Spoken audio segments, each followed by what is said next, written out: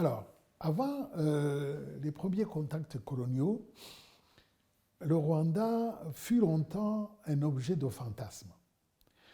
Fantasme des Européens parce que pratiquement c'est le dernier territoire africain à avoir été découvert, entre guillemets, par, là dans l'occurrence, les Allemands. Et bien avant, vous connaissez Stanley, vous avez entendu parler de Speck, c'était des explorateurs envoyés par la National Geographic, donc cette organisation qui envoyait des explorateurs, notamment avec le roi Léopold II pour le Congo, et où, dès que les Européens arrivaient dans les royaumes voisins du Rwanda, ils disaient on veut aller au Rwanda, parce qu'il y avait toujours cette histoire de source du Nil, de montagnes de la Lune, des volcans qu'on voyait de très loin, et donc ce qui fait que les Européens avaient vraiment envie d'aller voir qu'est-ce qu'il y avait dans ce territoire où l'altitude était plus élevée, etc. Et les voisins racontaient toujours que le royaume du Rwanda est un royaume puissant, surtout fin 19e siècle, il y avait un roi très puissant, le Rwabugiri, Kigeli IV, le Rwabugiri, et où les Blancs, on leur disait vous pouvez entrer au Rwanda, mais on ne vous garantit pas la sortie. Et donc, ils avaient toujours peur. Il y en a qui ont essayé. Ils ont été reçus par des guerriers rwandais. Ils sont retournés au Burundi ou en Tanzanie. Et puis donc, on avait ces rumeurs assez presque terrifiantes d'un royaume surpuissant, c'était exagéré si j'ose dire, et qu'il ne fallait pas entrer, pour entrer dedans, il fallait demander l'autorisation. Et donc c'était vraiment une sorte de, comment dirais-je, c'est une sorte de citadelle imprenable.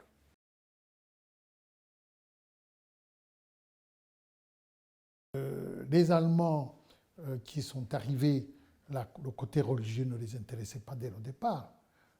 Et c'est pour cela qu'en fait, le futur résident impérial, Richard Kant, qui était au Rwanda en tant qu'explorateur, qui venait d'arriver au Rwanda, et donc a pensé, voici un bon territoire qui a un climat magnifique, mais nous ne sommes pas si nombreux que ça.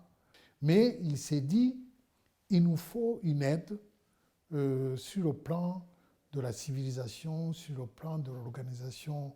Il faut transformer les Rwandais en petits chrétiens peut-être occidentaux.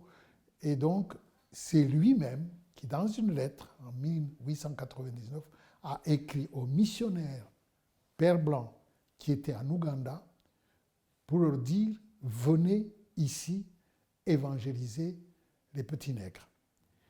Et donc, et c'est comme ça qu'ils sont arrivés, les missionnaires, au Rwanda.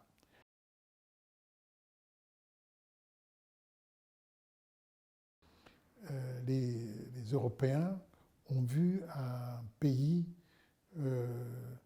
où ils avaient...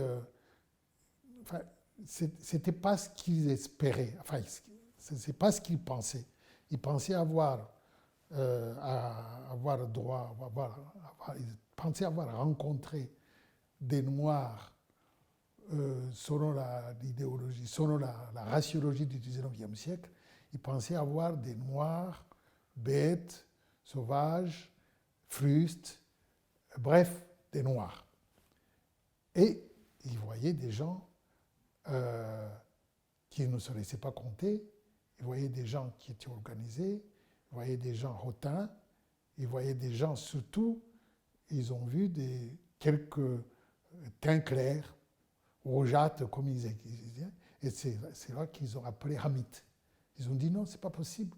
Ceux qui gouvernent ici, c'est des étrangers, c'est des gens qui sont venus d'Égypte, de Caucasie même, d'Éthiopie, c'est des Nilotiques, et donc ils sont venus de l'extérieur. Et c'est plus ou moins entre, ils nous ressemblent, c'est entre blanc et noir, mais ils sont pas, c'est pas des Noirs.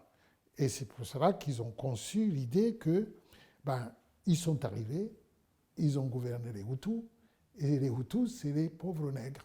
C'est des gens qui ne sont pas intelligents.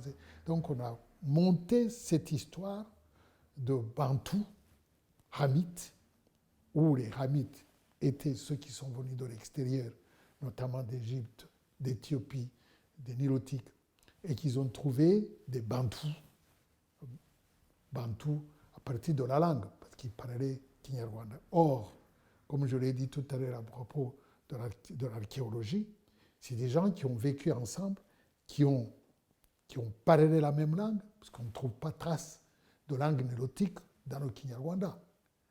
Et donc, comment...